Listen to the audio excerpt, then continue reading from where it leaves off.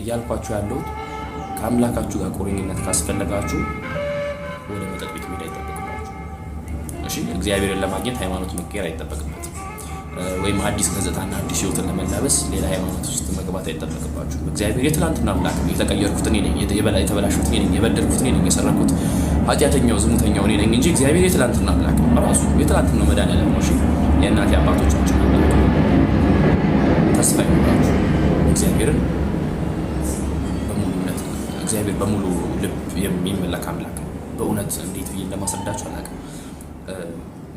ይመስለኛል በአሁኑ ሰዓት እኔ ኢንቦክስ ላይ አንዳንድ ነገር ያለው ይበልጥ ለሴት ልጅ ከመመለስ እኔ ለወንዶች መመለስበት ምክንያት አለ። ምክንያቱም አንዳንዴ የወንድ ልጅ ድክመት በጣም እኔም ወንድ ልጅ ስለሆንኩኝ የምረዳቸው ነገር በቤተሰብም ጉዳይ በአንዳንድም ጉዳይ እኔ እግዚአብሔርን ነው የምላችሁ። አንዳንድ ጊዜ ቴክስት እያነበብኩኝ እንባ የሚመጣበት ሰዓት አለ።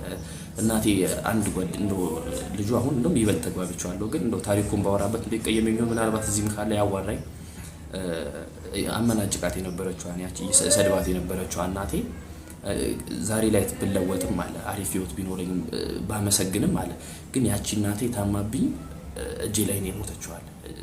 ታማበት እጄ ላይ እንደዚህ ተከሻዬ ላይ ነው የሞተችው፣ እያየኋት ነው እንደዚህ አውርታኝ የሞተችው ብሎኝ፣ ግን በቃ ዛሬ ላይ የሚኖረውን ህይወትም ቢነግረኝም ቢያሳየኝም፣ ግን ዛሬ ላይ ያንን ህይወት ለማምጣት በተሯሯጥኩበት ሰዓት የናኳት የሰደብኳት የዱርዬነት ህይወቴ ላይ ያመናጨኳት እናቴን ባገኛት ነው ያለኝ።